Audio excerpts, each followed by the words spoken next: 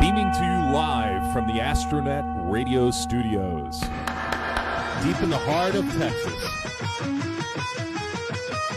Innerstanding with Paul Bibeau. Your awakening guide through the human experiment matrix.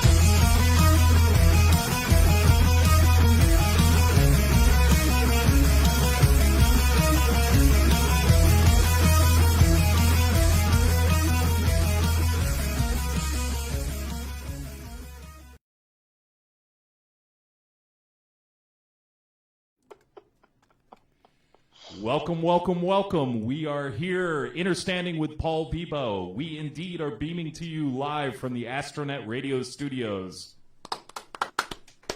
deep in the heart of Texas. My name is Paul Bibeau, and I'm your awakening guide through the human experiment matrix. So let's go ahead and start tapping into the frequency. Tonight, we have a very special guest, Dr. Rita Louise, and we will be discussing the Navy patent release with the TR-3B UFO patent from the Navy. It's zero-point energy machines as well as anti-gravitational UFO that's both sea, air, and space. It's going to be a major part of the Space Force that we've announced recently. And we're talking about Hollywood disclosure. You know, basically, is Hollywood out there dripping information on aliens, on UFOs, as well as everything from time travel, technology, cloning, 5G, as seen in The Dark Knight, globalism, the Illuminati, dark agendas, and some nefarious shit that has gone on through Hollywood. We're going to talk about a little of that, but mostly focusing on aliens and some of that in there. Let's start today with some news, the Vibe news. Get your drums out and let's get ready to drum circle, everybody. Today, of course, is February 20th, 2020. So a new energy portal is opened, and it revolves around the lower heart and our connection to energy nature. It's a beautiful new portal that will work hand in hand with the gates of Ishtar, the higher heart. The new gateway is all about uploads as opposed to downloads. Some very new risings coming through our body from the Earth grid is going to take place. So a lot of people that really wrestled in 2019 with some of the intense energies that came from the change that's going on right now. And I'm going to bring Dr. Rita Louise into this in a second and give you an in-depth background on what she's been up to and her accomplishments and background. But basically, everybody's been purging, and everybody's been kind of forced to deal with their issues and bring everything to the surface and let that shit go, as they say. And, you know, the energy that's coming through is very positive, very strong, and it is helping us to expand our consciousness. We've been getting a lot of downloads in the last several months, and this is more of a portal that involves more uploads. So it's increasing. Think of it as your radio connection is expanding by 4,000 miles as opposed to getting about 30 feet in your radio. The signal, our expansion into the cosmos, into the multiverse, into the multi-levels of interdimensional connectivity is basically the antennas are going up, and it's going to be much easier for us to connect as human beings, to reach out and go deeper and deeper and deeper through meditation and through our communications. So I think it's a very exciting time. Dr. Rita, would you care to comment on that? I'm throwing you right into the fire here. Bam! Yeah, I mean, I've been tracking this since 2017. It seems like there was a cycle that started that kind of put people in motion. I mean, obviously this has been going on longer, but there's been like this bigger cycle, where 2017 started the cycle, and then 2019, it's like, everything came to a head. And so for a lot of people, 2019 was just like, oh my God, because it was forcing people to really have to start looking at their own stuff and self-evaluate and, walk through the dark night of the soul.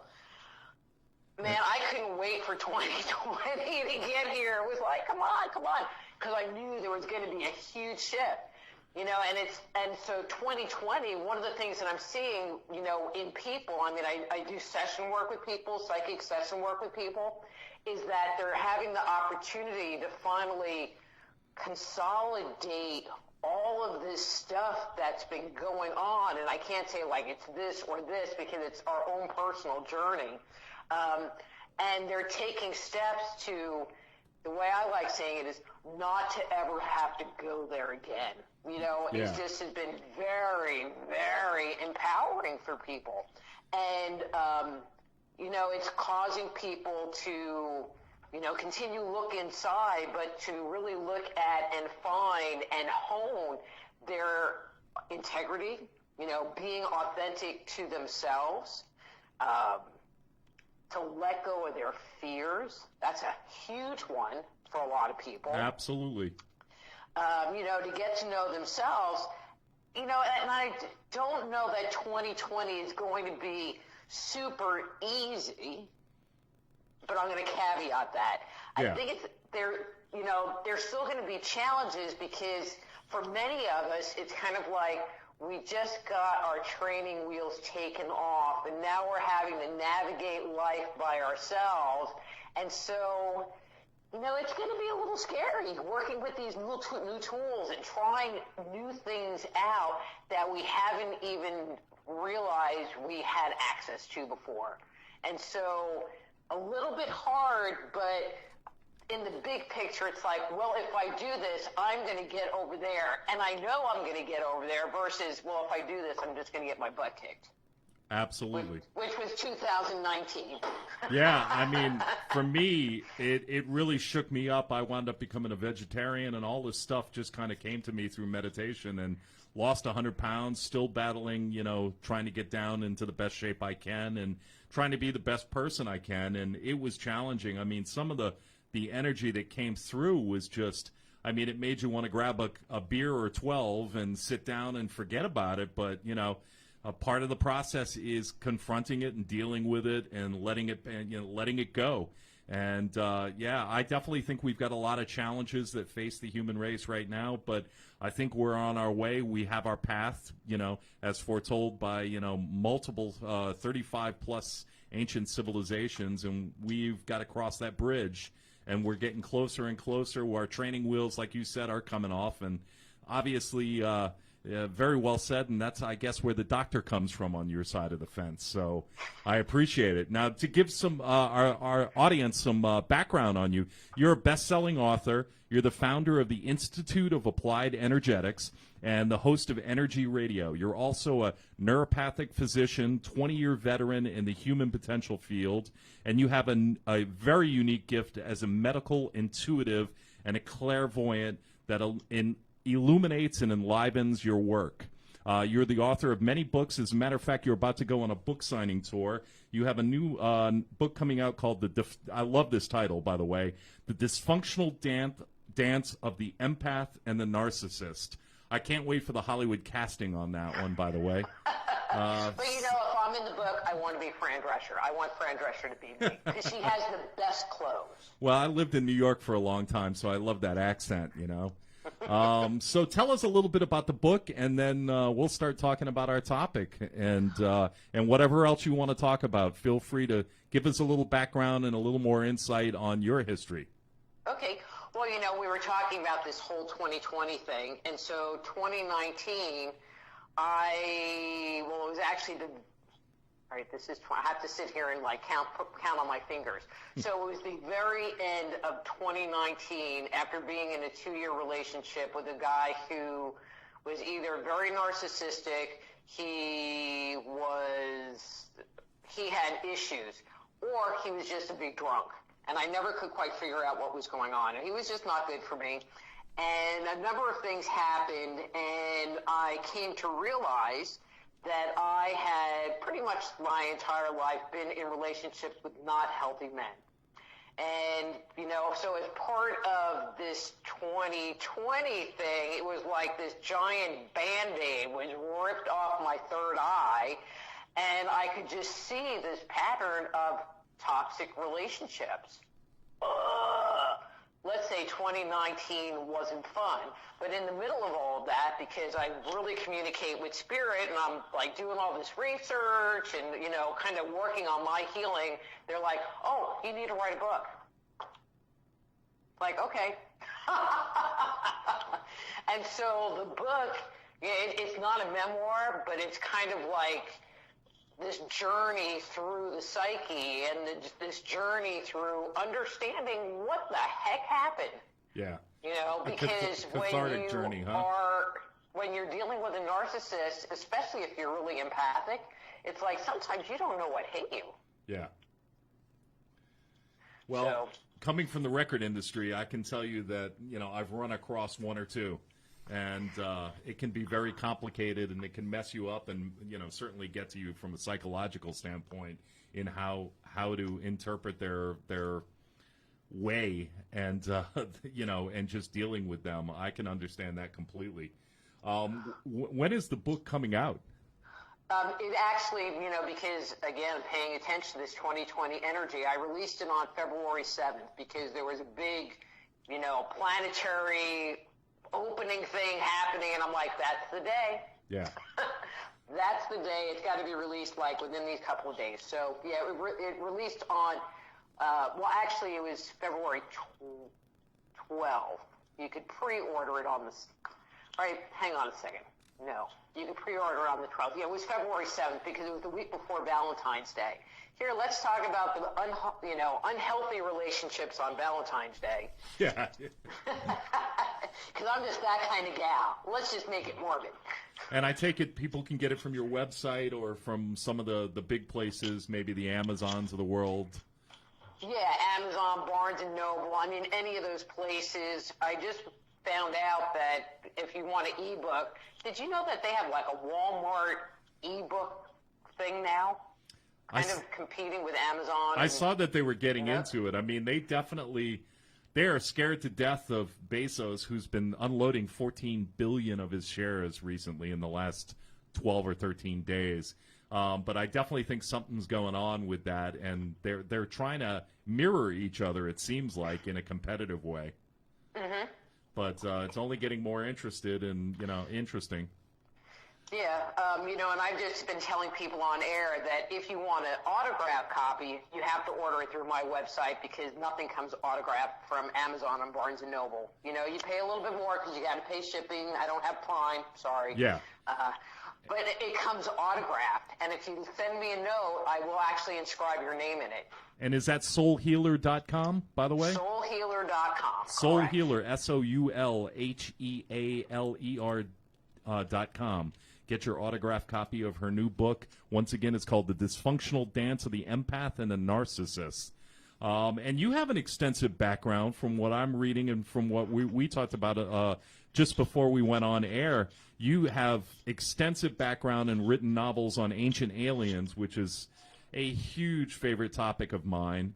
And, you've got a couple of books, Deconstructing the Archetypes of the Ancients and Holy Deception. And that's something that, I'd love to get into with you as well tonight as we talk about Hollywood dripping things. Do you want to tell us a little bit about your experience, going back? I find that time fascinating. And, I read Chariots of the Gods as a very young boy.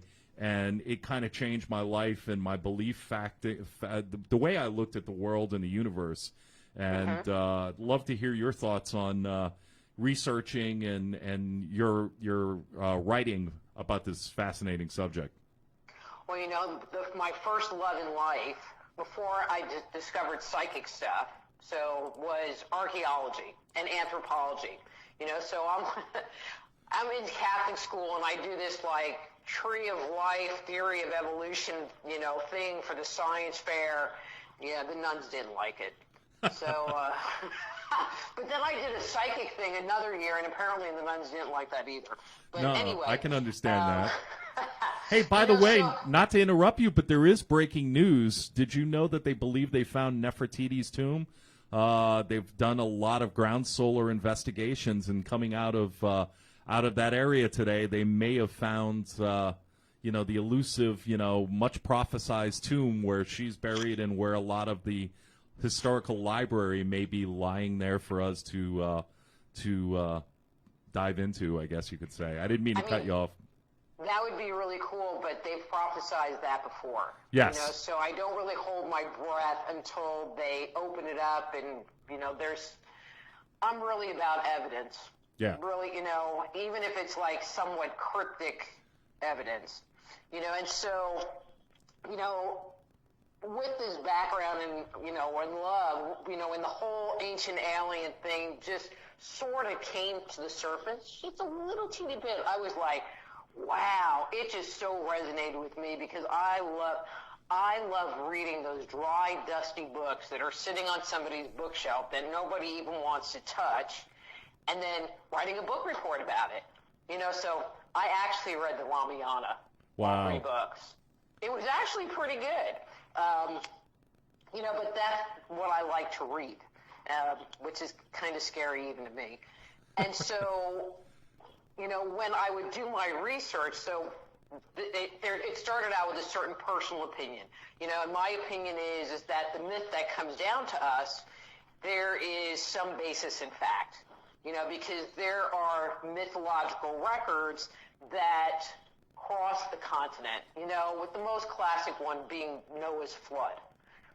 Every culture on the planet has some version of that story. And when you look at the elements of the story, they're all the same. So it's not, and the example I give is, when there was the flooding in New Orleans, that was their flood. Well, but the people in New Orleans are going to tell that story in a certain way. Yes. And if you were in Southeast Asia when they had that tsunami, they're going to tell that story in their way, based on their facts. But the myth story is like it's the same story. I mean, little details change here and there, but it's like these 2 people, they get warned of the flood, they climb a mountain, they get on a boat, they climb on a leaf, they climb on a tree. They're saved. Some of them have animals, some don't. But it's a handful.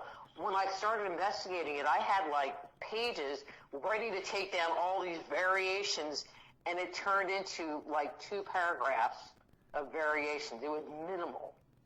And so that said to me, they're telling the same story, and you have cultural influences and time and the whole telephone thing that happens over time, but it's the same story. Yeah. And if you start looking for myths that tie together, that are telling the same narrative, even though the name of the character might change or whatever, you find them all over the place.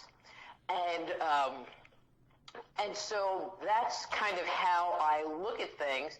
And so I wrote one book that looks at the history of the planet based on the mythological records. So it starts with in the beginning and goes up until basically Noah's flood, because after the flood, and I'm going to use the Tower of Babel story, because after that period, biblical period, everything kind of jumps into cultural narratives, and you don't find those parallels anymore, which I found very interesting. That's where you really start to see the separation of the species by tribes, by colors, by, then, eventually after a long period of time, you had the religious sectors of the world. Everything is, that's when everything started to become separate. And I don't know if it was involving the pole shift or, part of the precessional cycle and the magnetic fields of the Earth, the North and South Pole, or was it involved with the moon being pulled into our, there's a lot of different things to take in there that always fascinates me. If you bring the alien angle in, yes, there's some notion that the world got broken up into different groups, like 4 different groups, and then their children, and it got broken up more until it ended up being little kingdoms and whatever. And that would also explain why everything's starting to become so diverse, because we're not talking to you because we hate you. Yeah. We got our own God, and our God's better than your God, and his name's Joe, and yours is Frank, and we don't like Frank. I actually, too, tend to believe that it's all part of the lower density, third-dimensional life test. It's about how do we overcome the bridges of culture and religion, everything, and band together and learn to work together. And I think we're at the climax of that experiment, getting ready to take the training wheels off, as you said. But can I ask you a question? Sure. Okay, so up until actually this past year, people would talk about ascension, and I'm like, whatever. Yeah. But at this point in time, with the shifts that are going on, I'm like, well, it could happen, so I'm not such a naysayer. But what about all the people that aren't shifting and are stuck and are really caught up in that narcissistic behavior? Yeah, What's your thought on those people? I think that, there is an awakening coming, a mass awakening, and I think I attribute it more to the solar activity that's going on and a combination with an eventual. I think people are waking up to what's going on with, the human basically experience, our governments, the lies, the secrets, the dark agendas. I think everybody's starting to catch on and knowing instinctively that they're getting played. I also think, that's part of the path, the social engineering, the sales, the constant bombardment that we live through every day. And, I think that's toughening us up to start to question everything. And I think a lot of people are still just, they don't get it. They're not, they're not paying attention. But I do believe that a combination of solar activity coupled with events that will culminate in the next year, 2 years, 5 years max, I believe. We're seeing it all unfold. I've said it many times. It's the greatest time to be alive, in my opinion. I think we've all come here during this precise point in time to assist and to help others kind of get to that point where they're waking up and they're saying, hey, I smell a rat, but let me not focus on that. Just let me focus also on myself. Because, we all go through that phase of, I've spent 20 years reading, David Icke novels, and I was christened on Behold a Pale Horse, which really woke me the fuck up. I mean, it shook my foundation. For 2 months I was like crazed. I couldn't believe it. When I started getting into the Federal Reserve and the monetary system, the fiat system, and everything else, and when you start reading about that in the bloodlines, you go crazy. So I think it's going to be a combination of energy coupled with a major solar event that's going to basically rock everybody to its core to the point of everybody awakes. And speaking of waking, we're right on the precipice of a commercial break, and we got to pay the bills. So we're going to let the commercials run, and then we'll come back and we'll get into the big question: is Hollywood preparing humanity for alien disclosure? So we'll get into that. So Dr. Rita Louise, hang on, and we'll get right back into it in just a moment.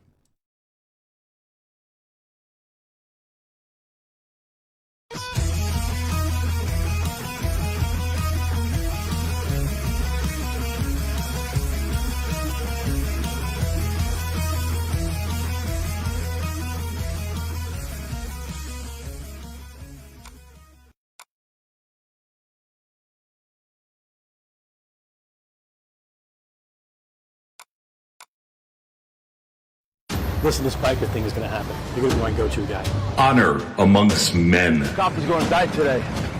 Yeah, it looks like there's a war coming. We are Satan's few. Our legacy will live forever. Yeah! Look, you've had a rough day.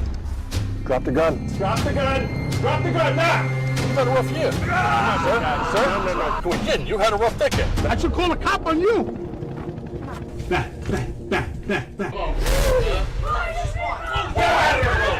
Look in the mirror.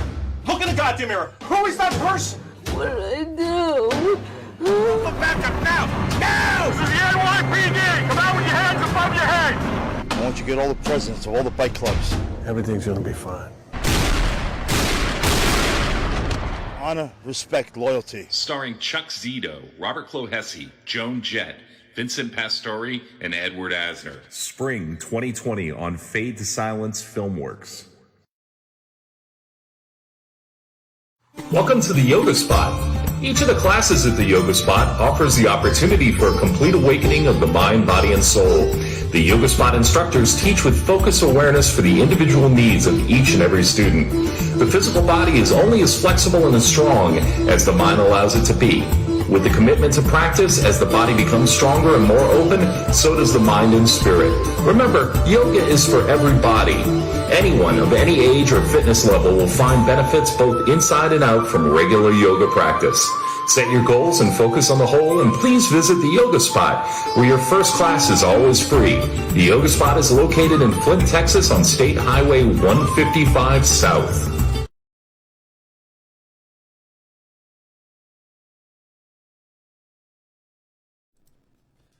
All right, welcome back to Innerstanding with Paul Bibeau. We've got a terrific guest with us today, Dr. Rita Louise.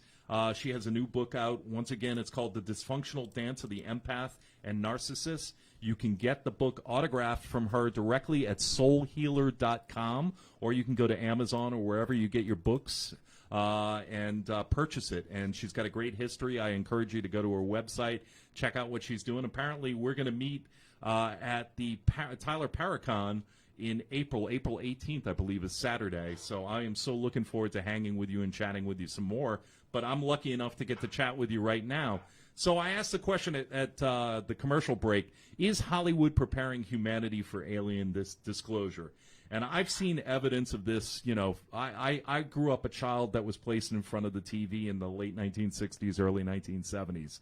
So I'm that kid that watched, you know, the Saturday morning programming, and they don't call it programming for nothing.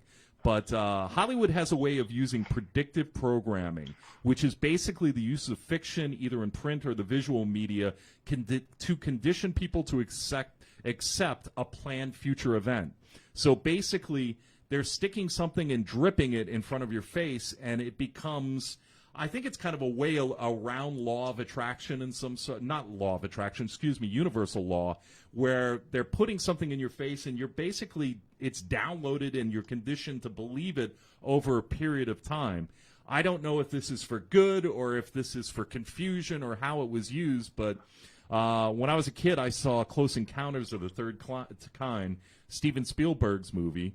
And, you know, there are a lot of rumors and innuendos that Close Encounters of the Third Kind was basically a true story, which was a inspiration from the 1954 Greada Treaty, which President Eisenhower and his administration signed with the Alpha Centaurians, the Greys.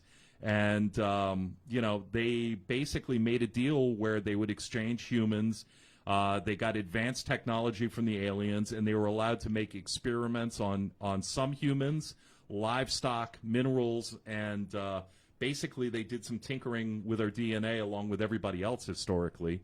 That movie led to Steven Spielberg coming out with E.T. the Extraterrestrial in 1982, which was loosely based on a captured E.T. that was called EB1, EBE1. Extraterrestrial biological entity. He was apparently friendly, very helpful, and there's been a lot of research on this. But I'd like to get your feedback on what you guys think about Hollywood, and are they throwing shit at us through the movies that we're either accepting or confusing us? Are they trying to throw us off the path, or are they really trying to offer disclosure over a slow, long, prolonged period of time and programming, so we're not shocked when, you know, the proverbial aliens land on our lawn? And by aliens, there's a lot of them out there, you know, and a lot of benevolent ones, and some maybe a little malevolent. You know, we certainly have heard about the Draco reptilians. But Dr. Rita, what do you think about that? I mean, I think that, you know, in the 50s and the 60s, when, you know, The Day the Earth Stood Still and all those movies that came out, you know, I was thinking, okay, they're just getting us used to that concept, because that was right after, you know, the whole Roswell thing and those very early sightings that happened. And so that was my feeling. It's like, okay, they need for this to not be so strange to us, you know, to kind of make it be something palatable, you know, like ghosts. It used to be, you say, oh, I do ghost hunting, and people would look at you and run away. And now you say, oh, I do ghost hunting. It's like, really? Have you ever seen a ghost? And it's like, really? I thought you'd be freaking out. But I have to tell you, Paul, I thought they would do disclosure somewhere during the X-Files series. Yeah. You know, because I was like, man, that was my thought watching that whole series. Is like, man, they are just priming us for disclosure. And I was a little bit disappointed that it didn't happen. And there was a lot of great stuff in there. There was a lot of Illuminati in there, a lot of artificial intelligence drops in there. And they really covered a lot of ground and kind of helped with the the paranoia that everybody kind of had in that period of time, because we kind of started to figure out seriously that we were being played, but we didn't know how we were being played and what the subject matter in front of us that they were asking us to take the bait on, if you know what I mean. Well, and the level and depth that we are being played. You know, you sit there and you talk about these conspiracy theories, and there are so freaking many of them, but all you need is for one to be true. Just one. Yeah. And the entire house of cards goes falling down, you know, and I don't mean to be political, but I really do. Well, I'm in Texas, so, and you know, you're in Texas, so I can say this out loud. I do appreciate that Trump runs around and says fake news. Yeah. Because there's just so much programming. And I'm not really political, but I just had to say that because we're talking conspiracy. Yeah. You know, because I think that, you know, that there's so much that's put out there that, you know, you watch these shows and it's like, okay, well, this happened. You know, the government took this person out. It's like, oh, they died in a skiing accident. Yeah. Right. Yeah. You know, and I think the whole thing with UFOs, you know, is the same thing. What gets me a little scary is some of the things that you see in the movies, or, you know, like the Eisenhower thing where, you know, they can abduct us and do experiments on us. Yeah. I mean, that is just kind of scary if that's the reality. Yeah, I'm a big fan of his great-granddaughter, Laura Eisenhower, who's really very, very intelligent and very up-to-date on everything. She can talk about anything, like you. And one of the things that, you know, the rumors that are coming out is that he later had several meetings with other beings, with other, you know, whether it was the Pleiadians or the Arcturians or the Blue Avians or whomever, who basically warned us to stay away from the Zetas, the Greys, and that they, you know, they were not, you know, the relationship would not work out well. And then, obviously, you know, we talk about, you know, the reptilians, the Draco reptilians, the ones that were infected with the Archons, the artificial intelligence, who are purported to have a history here on Earth, that they lived beneath us in, you know, in underground kingdoms and underground cities, and they helped tweak the human beings and possibly develop the human beings and created a bloodline and ruled over that bloodline. Apparently, either they still do by rumor, or, you know, at some point they were kicked off the planet. I'm not really sure, but, you know, that reptilian storyline is so prevalent on TV. When I was a child, we had it in Land of the Lost, the Sleestack. I mean, the reptilians are everywhere. V, there's been 4 different television versions of V. I think a lot of these things carried over to motion pictures. And like I mentioned, Captain Marvel has a very prominent role for Draco reptilians in a Marvel movie, where they start out as the bad guys and then they apologize and start behaving towards the end. And I don't know if that's predictive programming right now, where they're trying to have us accept the possibility of the reptilians coexisting with us on this planet, or if that's just a fun little story that Hollywood generated from a comic book. Wow. Okay. I'm like, I got notes here. So let me touch on the reptilians, and then we'll go talk about the conspiracy part. You know, so myth supports.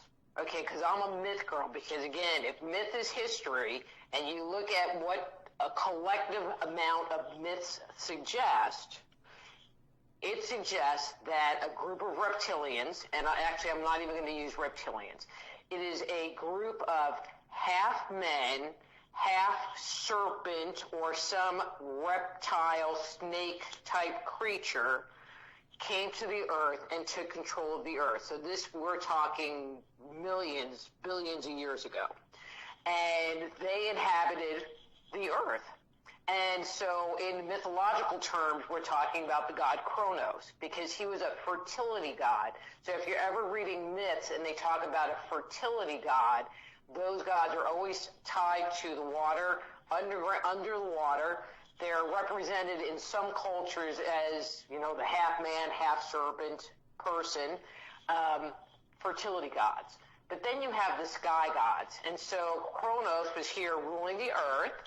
And then at one point in time, there's a battle between Zeus and the Titans. Well, the Titans were his brothers.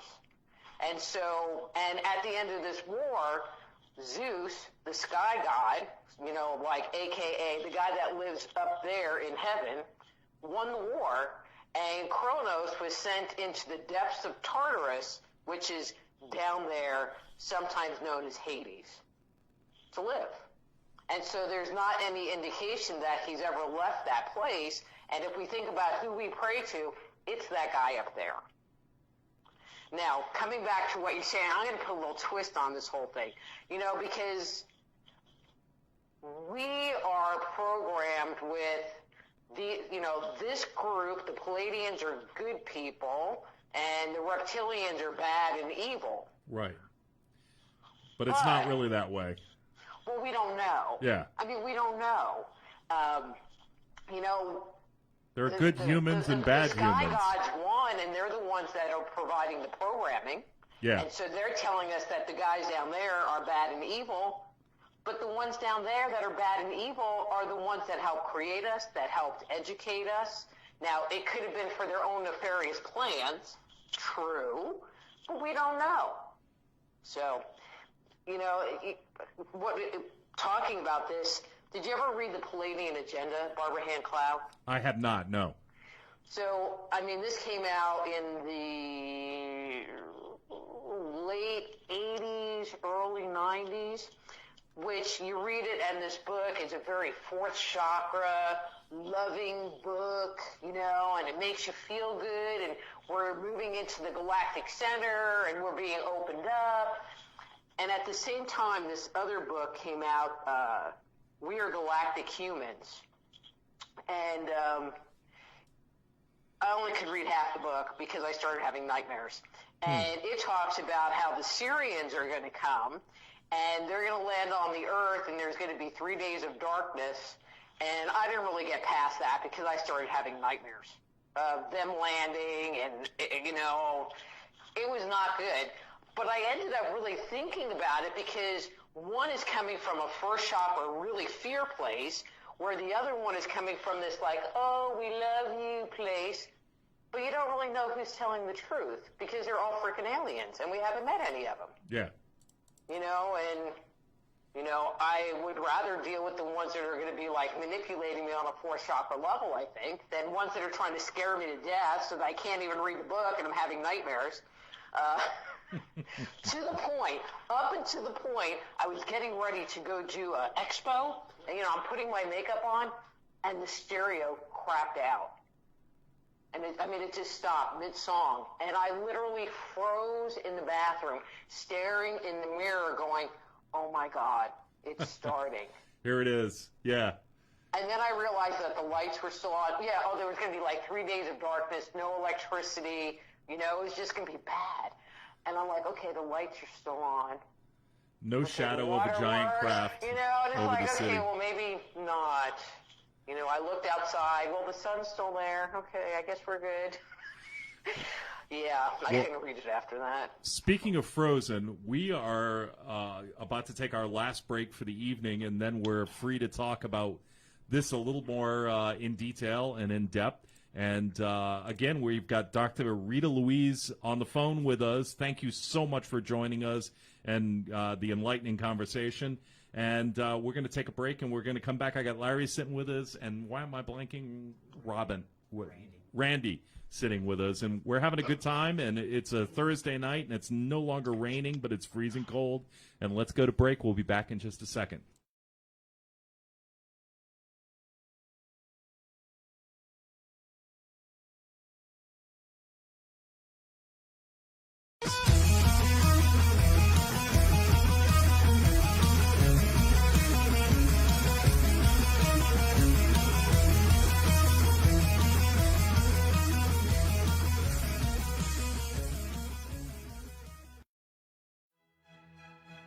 Only once every few years does a show come along that makes you think, makes you care, makes you believe the impossible. A show featuring only the best in writing, acting, and directing. Until that show comes along, we suggest Paranoia Texas. Thrill to the adventures of 6 superpowered nerds on a never-ending quest to take over the world and to complete their collection of She-Hulk comics. Paranoia Texas, Monday nights at 8 p.m. Central on astronetradio.com.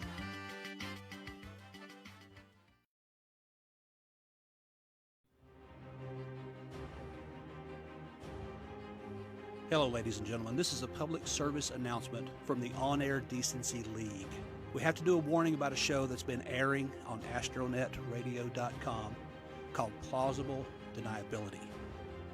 This show is filth. Some people think it's funny, they think it's hilarious, but it's got language, it's got situations, and quite frankly, it's making me sick.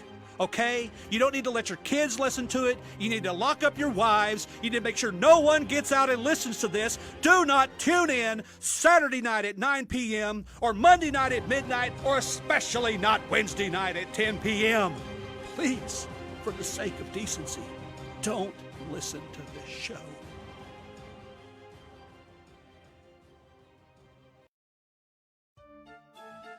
It's been said life is like a box of chocolate, but no, that's too simple. Every Tuesday at 7 p.m., View from the Carnival works to explore people's experiences in surviving mental illness. On View from the Carnival, we discuss the common threads that bind us in this interesting, sometimes disappointing, colorful, and yes, happy freak show roller coaster of life. Join us and see what happens Tuesdays at 7 on astronetradio.com.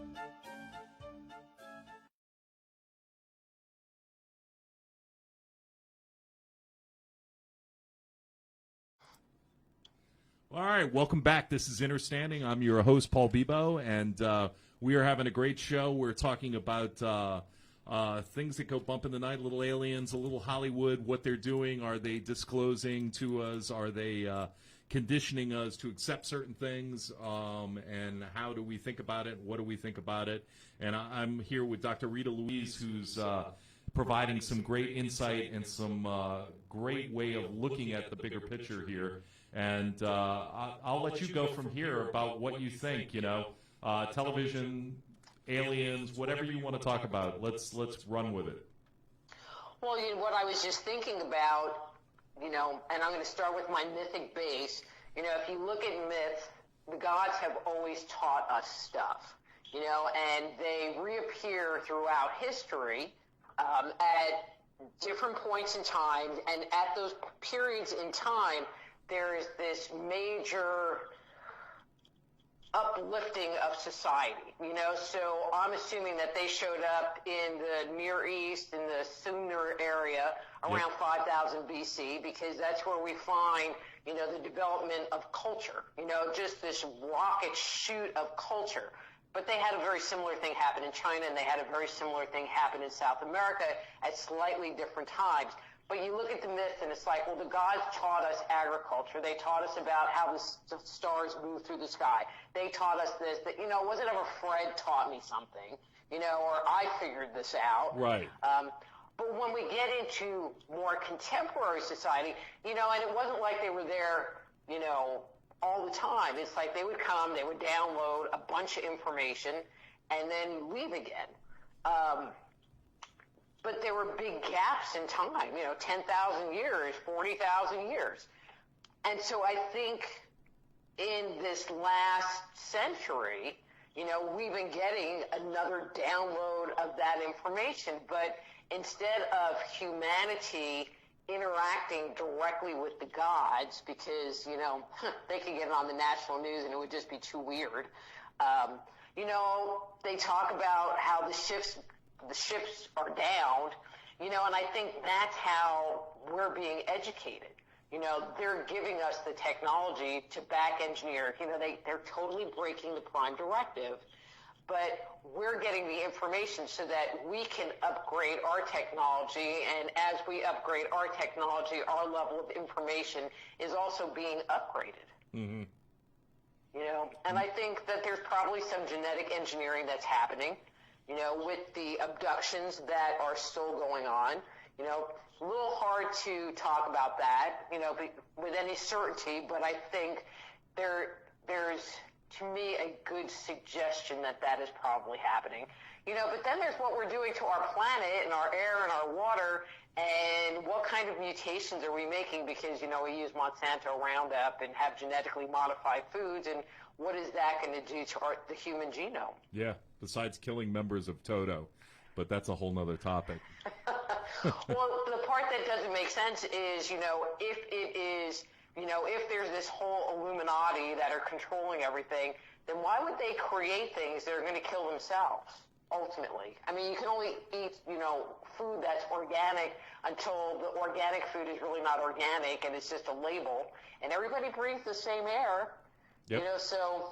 We all got to drink fresh water, Yeah. That's a very good way of looking at it. And, there's a lot that comes along with that, too. DNA, 12 strands, the 90%, 88% junk DNA, activating and, finding out what it does and what we're capable of and reaching that capability or beginning to, open our eyes and start to explore for the first time, like babies, starting to make their way around the room, But, from a programming point of view, especially in Western cultures, when you do not find this in any non-Western culture, is that there is a focus on tuning in, and accessing invisible worlds, where in the Western world, man, they just cut all of that out. And you didn't have feelings, and you didn't have intuition, and you just didn't have any of this stuff that is probably part of that 10% junk DNA or, whatever. That's and if you kind of think about it, what you're saying, too, is if you look at it, there seems to be a grand culmination of all of this where we're getting tired of everything. We're getting tired of the overexposure of the media and the lies and the celebrity status, and just everything's kind of building up to a head, and you can feel it coming. And, maybe this is a direct result of a grand experiment that is about to end or about to, elevate to another level, which, certainly is very, very believable. And, maybe it's a well-executed, well-thought-out, well-designed plan to bring human beings up to speed and start to get everybody to face the differences in between us and the power that we have when we unite. And when we work together, what we can do, our capabilities are endless, and our creativity is certainly, the potential in the human race is unbelievable.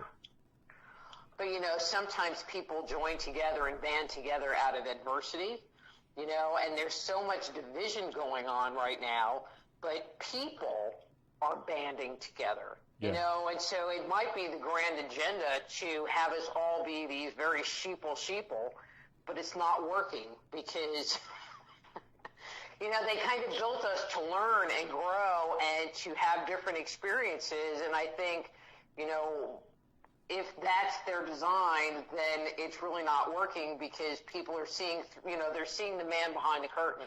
Yeah. Going, I don't know that I want to do that anymore.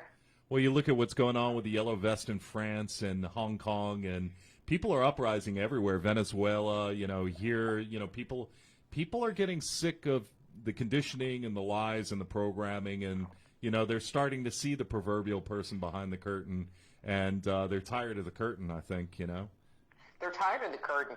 But then I can't help but watch the news. I mean, not that I watch the news that much. I do the same thing. I'm usually, way behind. Since we're talking conspiracy theories, I watch what's going on in China, and I'm like, well, who delivered that to them? Yeah, exactly. And why? And why was it done at this time when China was, if you believe what everybody's saying, was a part of the solution of the New World Order when globalism appears to be falling apart and dying? China was going to serve as the military and the manufacturing base of the planet. And, communism and socialism would spread like a disease throughout the rest of the world as they kind of clamped down on us with 5G technology. At least this is how they drew it up in the sand from what everybody's saying. And you look at it and you go, well, all of this stuff is imploding, Brexit just happened where, London has dropped out, England has dropped out of the European Union. You've got Italy complaining right now. You've got globalism is dying, so it is starting. The cracks are beginning to appear. Mm-hmm. I mean, I just thought it was just very convenient. They just got the trade deal up and running, and but with that happening in China, it is greatly impacting their manufacturing. It's impacting their ability to trade, their goods with anybody else's.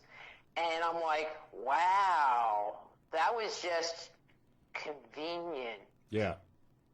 Timed. Yeah. On accident. Yeah, on accident, Paul. Yeah. I tell you what, they could relaunch the Love Boat after some of the stuff that's been going on this stuff. Speaking of TV, that would make an interesting TV show.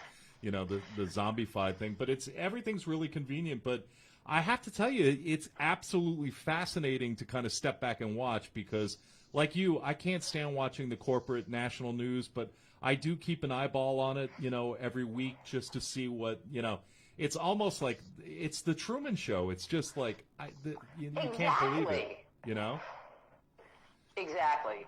And I think, we're sitting here talking about movies, but I think people should look at movies like The Truman Show. Yeah. And go, The Matrix. Is that really what it's all about? That it's all just fake and we're just really in the Matrix? Yeah. And I really think that movie in particular says a lot, where The Matrix is overwhelming and powerful and just blows you away, especially on many levels from a visual candy standpoint. It's unbelievable. But The Truman Show is simplistic, but it's to the point. He wakes up, he starts questioning, what is this around me? And he realizes, he's stuck in a reality show.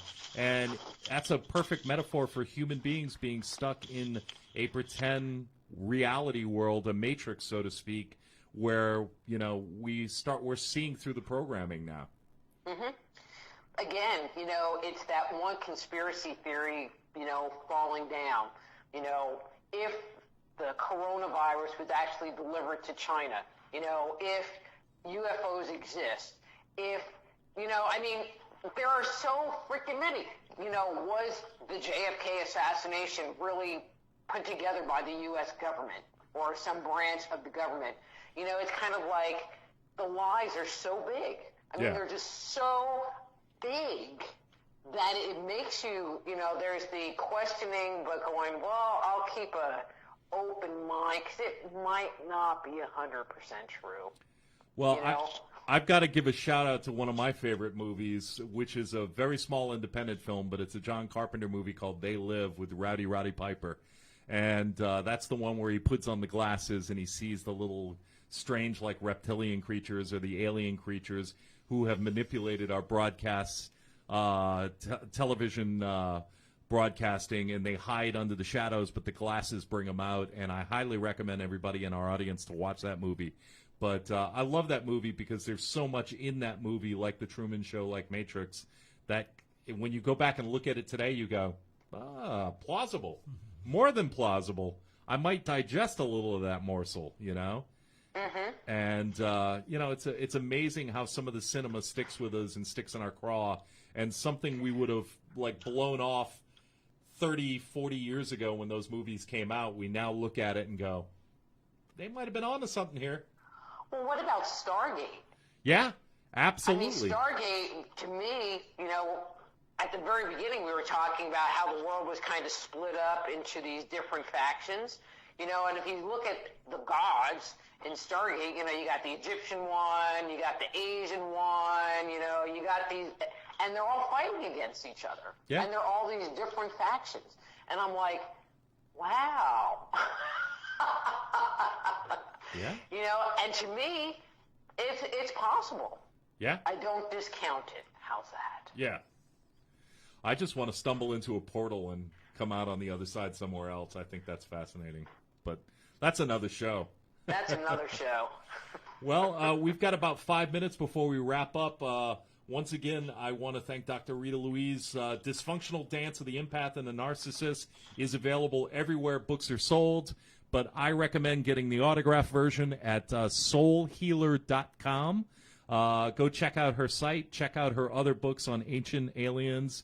And I can't thank you enough for joining us here tonight. I'm looking forward to meeting you at the Tyler Paracom April 18th, Saturday. Tune into my page and you'll see a lot of information as we build up to the show coming up in April. Anybody want to add anything real quick? I'll leave you with the. Go ahead. Anything you want to say? I was just going to mention. Come jump on my mic. Okay. Put me on the line. I was just going to say earlier, y'all were talking about how Hollywood could be predicting or conditioning us. If you want to really talk about shows or movies predicting things, first thing I thought of was The Simpsons. Yeah. Yeah. How many episodes of The Simpsons have predicted one thing or another, and then years later it's come to pass. You're right. It happens. It seems like it happens every show. I mean, Trump coming down the elevator with the guy dropping the sign. It's like, what the heck was that? That was creepy. Yeah, that was crazy. And by the way, They Live is one of my favorite movies. Oh, absolutely. That's love that one. I can't recommend that enough for anybody at home. Please put that on. They Live. And the legend of Roddy Piper lives on. Greatest fight scene ever in a movie. Larry, anything you want to add? I'm just sitting here absorbing everything. It's a lot of information. It's a lot to think about. And it's a lot of things in there that make you go, Yeah. Well, Dr. Rita, I'm going to leave you with the last word and close out our program for today. And again, I want to thank you for your insight, your knowledge, and blessing us with your presence here on the show in cell phone form. Well, I love making people go, It's like, I'm told I never come to a conclusion in any of my books. And it's like, well, that's because I want you to think for yourself. Yeah. And I just want to do a shout out to East Texas people who might be interested in my book. I have a bunch of book signings lined up all over the area. So, for example, I'll be in Nacogdoches this Saturday at the Mills Crossing Historic something in Nacogdoches. I'll be doing a big book signing in Marshall on March 7th at Sisters.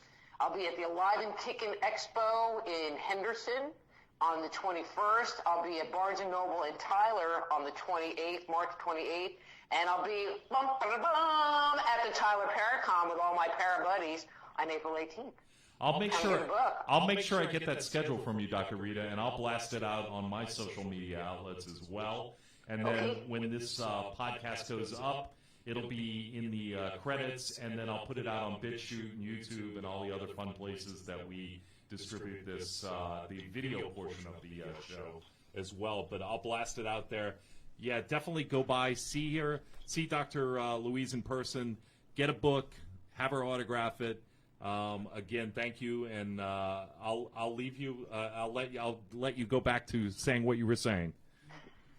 Live long and prosper. I love that. Nanu. Yeah. Peace and long life. Well, shout-outs to Hollywood, shout-outs to what we talked about. I do want to encourage people, I did not get into it tonight, but go out and look at the TR-3B, which is, there are 3 new Navy patents, U.S. patents, royalty-free out there. I encourage you to Google it, look it up. We'll talk about it on the next show.